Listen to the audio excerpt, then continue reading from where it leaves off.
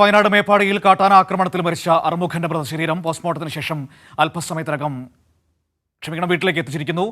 അറുമുഖനെ ആക്രമിച്ച ആനയെ വെടിവെക്കാൻ ഉത്തരവിറങ്ങിയിരിക്കുന്നു. Chief wildlife warden Pramod G കൃഷ്ണനാണ് ഉത്തരവിറക്കിയത്. വിവരങ്ങളുമായി ഇപ്പോൾ ജോഷില ചേരുകയാണ്. ജോഷില, രണ്ട് പ്രധാനപ്പെട്ട കാര്യങ്ങളൊന്ന്, പോസ്റ്റ്മോർട്ടം നടപടികൾ പൂർത്തിയാക്കി അദ്ദേഹത്തിന്റെ മൃതദേഹം വീട്ടിലേക്ക് എത്തിച്ചിരിക്കുന്നു. മറ്റൊന്ന്, ഈ ആനയെ മയക്കുവെടിവെക്കാനുള്ള നടപടികൾ ആരംഭിച്ചിരിക്കുന്നു എന്നതാണ്. അതിന്റെ ക്രമീകരണങ്ങളൊക്കെ ഒരുക്കിയോ?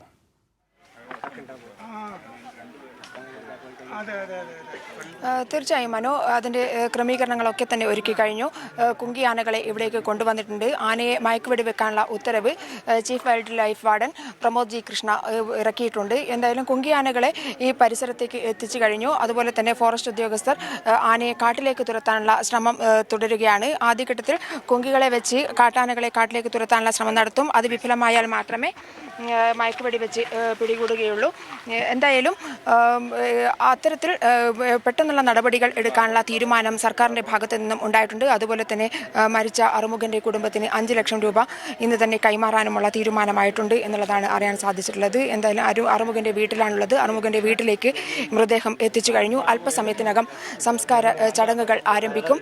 അറുമുഖൻ്റെ 2 മക്കളിൽ ഒരാൾ, മൂത്തയാൾ മാത്രം ഇവിടെ എത്തിച്ചേർന്നിട്ടുണ്ട്. രണ്ടാമത്തെ ആളും എത്തിച്ചേർന്നതിന് ശേഷം സംസ്കാര ചടങ്ങുകൾ ആരംഭിക്കും എന്നുള്ളതാണ് അറിയാൻ സാധിച്ചിട്ടുള്ളത്. എന്തായാലും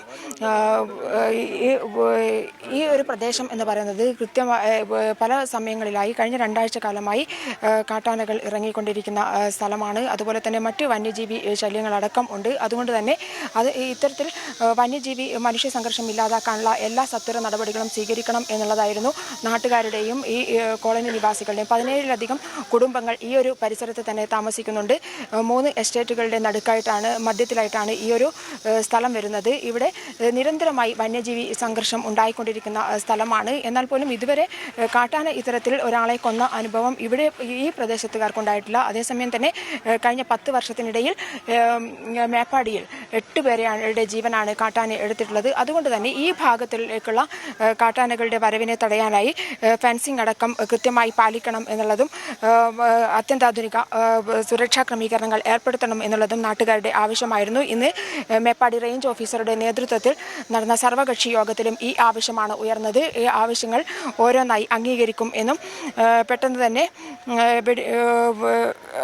ഫെൻസിംഗ് ടെൻഡർ എടുത്തുകൊണ്ടിരിക്കുകയാണെന്നുള്ള കാര്യം റേഞ്ച് ഓഫീസർ അറിയിച്ചിട്ടുണ്ട്. അതുപോലെ തന്നെ ഇവിടെ ലൈറ്റുകൾ സ്ഥാപിക്കാനുള്ള കാര്യവും പരിഗണനയിലുണ്ട് എന്നുള്ള കാര്യവും റേഞ്ച് ഓഫീസർ അറിയിച്ചിട്ടുണ്ട്. അങ്ങനെ നാട്ടുകാർ ഉന്നയിച്ച എല്ലാ ആവശ്യങ്ങളും അംഗീകരിച്ചുകൊണ്ടാണ് ഇന്ന് സർവകക്ഷി യോഗം നേരത്തെ അവസാനിച്ചത്. എന്തായാലും ഇതുമായി ബന്ധപ്പെട്ട് നാട്ടുകാരിൽ നിന്നും ഉയർന്നു വന്ന എല്ലാ ആരോപണങ്ങളെയും അത് പരിഹരിക്കുന്ന വിധത്തിലുള്ള നടപടികളാണ് വനംവകുപ്പിന്റെ ഭാഗത്തു നിന്നും ഉണ്ടായിരിക്കുന്നത്. അല്പസമയത്തിനകം ഇവിടെ സംസ്കാര ചടങ്ങുകൾ ആരംഭിക്കും. അദ്ദേഹത്തിന്റെ ഇളയ മകൻ കൂടി എത്തിച്ചേർന്നാൽ സംസ്കാര ചടങ്ങുകൾ ആരംഭിക്കും. ഇന്നലെ രാത്രി 8 മണിയോടുകൂടിയാണ് അറുമുഖനെ കാട്ടാന ഈ പ്രദേശത്ത് നിന്നും ചവിട്ടിക്കൊന്നത്.